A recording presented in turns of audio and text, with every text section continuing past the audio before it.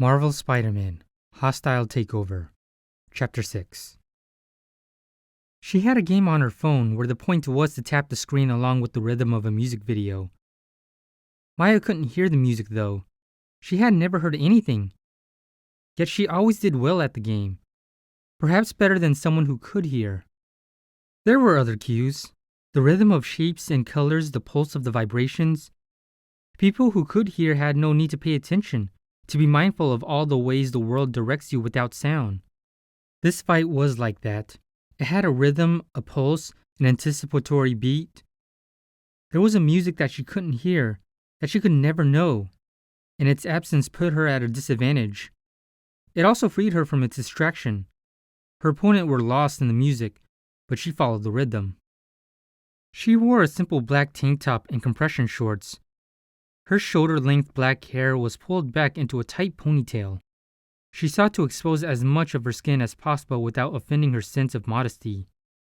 It was important to feel every movement, every change in the air. She learned all this when she studied dance. She did not need to hear the world to be in touch with it. Her opponent, the one she couldn't see, approached from behind. He knew she couldn't hear him, so he wasn't bothering to be subtle. She felt him, though, through the pulsing of his feet on the canvas beneath. She sensed the slight breeze as he raised his arm, preparing to bring down the cudgel. She'd seen his moves before, studied them, and memorized every detail. Whatever he did, she could anticipate it, and she could copy it. Maya knew the arc of his swing. She knew how high he would reach and how he would stick out his right foot, pointing slightly outward. As the apogee, he would pause for the tiniest fraction of a second. The two men in front of her thought they could box her in, set her up for the ambush. She let them believe they had her trapped. That was how she would win.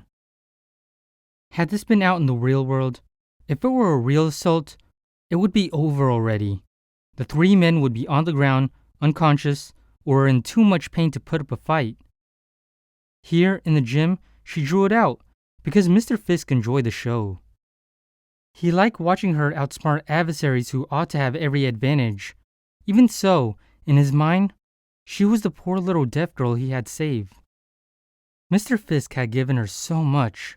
It was true, he had saved her. There was no other way to put it. Rescued her from a misery so dark and terrible she rarely let herself remember.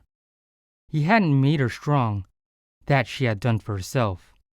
But he allowed her to find her strength, enabled her to become what she was. So, if he wanted a show, then a show was the least she could give him. The two men in front moved closer. They had cudgels too, while Mile held the Cheyenne spear that once belonged to her father, and to his father, and his father again. It had been made in the late 18th century, and had been lovingly preserved. Mr. Fisk had presented it to her, and now it was the only thing she had of her family. She was always careful with it, but not so careful that she wouldn't use it. She had sparred with these men, and others like them, many times before, so she had nothing new to teach her. Lenny on the left wanted to be a mixed martial arts fighter. He had the strength and the discipline, but he was plagued with self-doubt. To her right was Amal, on the cusp of middle age, but still in great shape. What the years may have taken in speed, they had given in cunning. Behind her was Neto. He was a nice guy who clearly had no wish to strike her. But Mr. Fisk had been explicit in his instructions. Do not hold back. Neto had 3 daughters, 2 of them almost ready for college. He wasn't about to do anything that could risk his job, risk his ability to provide for his family. Maya needed to defeat them, because that's what Mr. Fisk wanted. Yet she was determined not to hurt them. They were decent men, all of them. And if they were to hurt her by mistake, not that it was possible, they'd feel sincere regret. So she plotted the middle ground, knock them down, disarm them, dominate them, but do it all without risking any real injury. Amal faked a swing, and then another, and then moved in, raising his arm high. He'd done it before, and with the first feint, Maya knew what was coming. Lenny had less patience with theatricals and simply came in hard and fast. He was all bludgeon and no finesse. She raised her spear and, as Neto struck her from behind, swept Lenny's leg out from under him, sidestepping Amal. Having already moved out of the arc of Neto's swing, she jabbed him in the solar plexus with the butt of the spear. There was a rubber cap asphyxiated there, which she told Mr. Fisk was to protect the aging wood. It was really intended to soften the blows she inflicted in these sessions. Neto went down. Dropping his cudgel, she kicked it out of his reach. Then she took a step back and did the same thing with Lenny's weapon. It flew out of the ring. Amal turned to face her, and so it was one-on-one. A 6'4", 240-pound slab of inexperienced muscle against a 22-year-old woman whom he towered and who was half his weight. She saw it in Amal's eyes too. Now that it was just the two of them, he was reassigned to whatever pain came his way. Wilson Fisk stood there in the shadow, near the glass window that overlooked his city. Watching the girl work, he allowed himself a smile. She was a tool, of course, like the rest. He would use her as best suited his purposes. Yet he took a particular pleasure in Maya Lopez. She'd been nothing when he found her, a wild, brutal, undisciplined victim, lost in the city's useless system. He made her into not his most formidable weapon, but certainly his most interesting one. It was a piano. That's what had convinced him. He ordered one of his men to keep an eye on her after her father died. She was 14 years old, sucked into the foster system where neglect, cruelty, and apathy brought out her most brutal and dangerous impulses. Though she was only a child, Fisk did not want to take any chances. Would she discover the truth? Would she seek revenge? He had to make sure she didn't become a problem. His man had showed him the edited surveillance video. The girl fighting for scraps to eat, fending off the advances of her foster father, of her foster brothers, with near-lethal results. He'd also seen her tenderly speaking in sign language to another deaf girl, one less capable of defending herself from the bullies and predators all around them. There was something human still there, but those manic eyes suggested it could not survive long. She's dangerous, Fisk's man had said. Maybe the best thing to do would be to take her out. Then he'd seen her at the piano. It was wreck, out of tune, some of the keys broken, but she played Chopin. The third piano sonata, a notoriously difficult piece, and faults of the instrument aside, she played it flawlessly. More than that, there was beauty and passion in her playing. A girl who had been born deaf, who could also play like a virtuoso.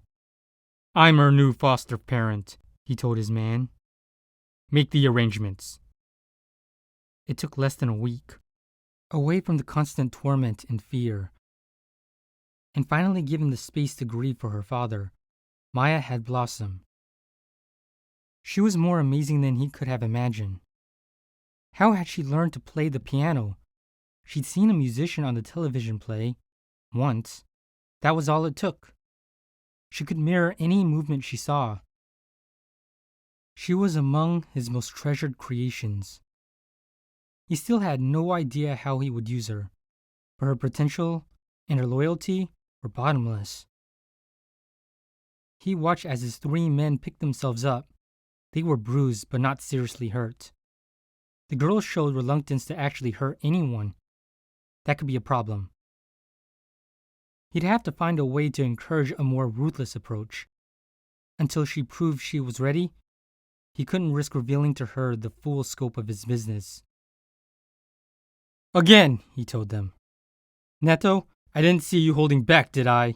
"No way, boss!" The man shook his shaved head.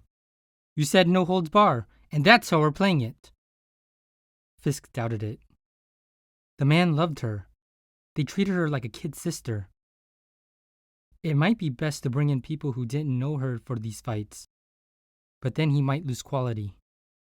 For now, it was enough to let them know he was watching. They might not want to hurt her, but they'd want to cross Fisk even less. You mustn't restrain yourself with them either, he told Maya.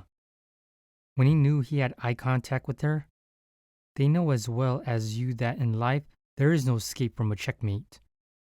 She nodded, and the next round began.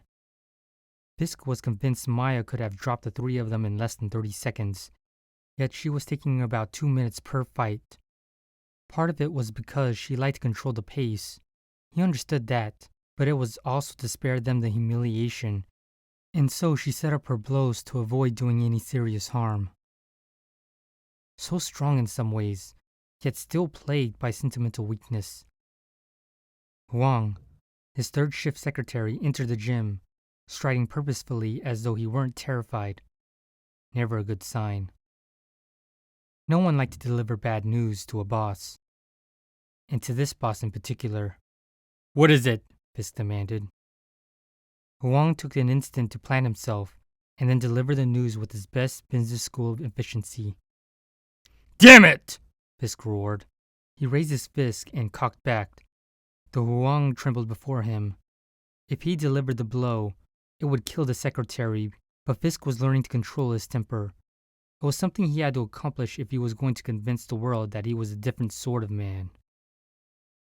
For his plans to work, he could never slip up in public, and the first step to not slipping in public was not to slip in private. He needed to be strong enough to withhold his strength.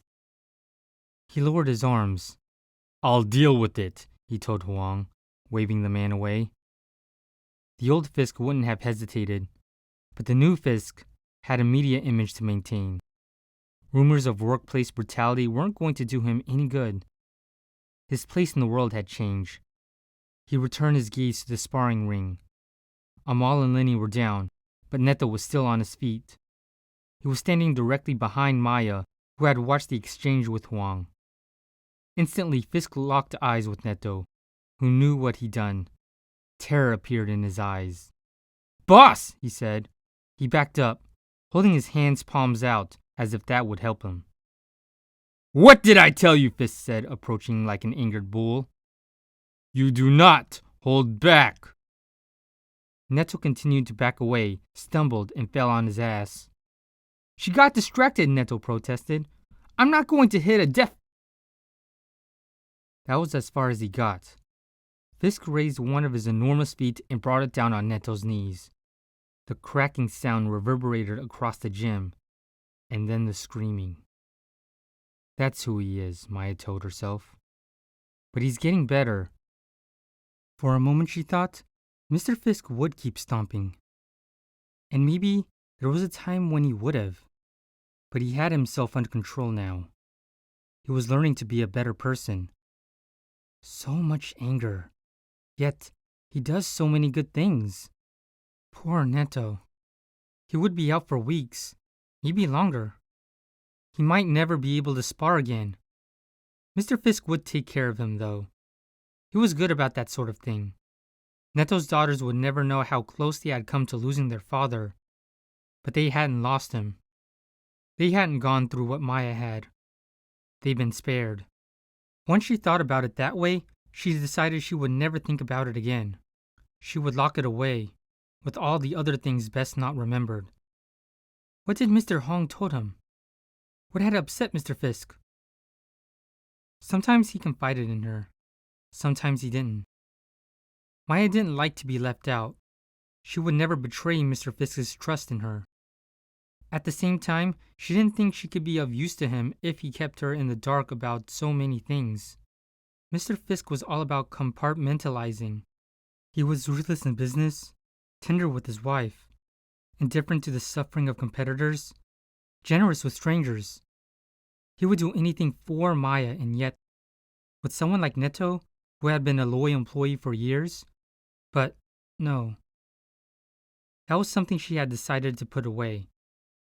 Returning to her suite in Fisk Tower, she went into the bathroom and reached for the shower stall to start the water. But then curiosity got the better of her. She could shower later. Maya woke up her laptop and let her fingers dance over the keys, digging up the hidden program and entering the string of passwords. Then the feeds were live. She admitted to herself that it was wrong to spy on Mr. Fisk, the man who had rescued her, who had given her everything. She told herself she only wanted information so she could be of better use to Mr. Fisk. Also, she was just plain curious. Why did he hide so much from her? Did he think she wasn't ready? She knew he had a dark side. She knew she would blur the line between right and wrong in order to serve the greater good. Maya could help him make better choices. She was sure of it. There were 3 cameras hidden in Mr. Fisk's office, but the feed had its limits. The angles could be tricky, and that meant she couldn't always read lips. She had an idea of adding a hidden microphone and connecting it to her voice recognition software. Yet more technology meant more risk, and she hated to think what would happen if Mr. Fisk found out about her surveillance. He was alone there now, sitting, holding a glass of water in one hand, looking at a video feed on his own computer. Maya was able to zoom to get in a better view of what had his attention. It looked like surveillance footage, filtered through her own camera. The feed was fuzzy at best, and it took Maya a moment to sort it out. It looked like the roof of a construction site. 2 figures were fighting. But this wasn't normal fighting. They were leaping in the air, spinning, covering impossible distances. One of the figures was dressed all in black. The other was the man who murdered her father.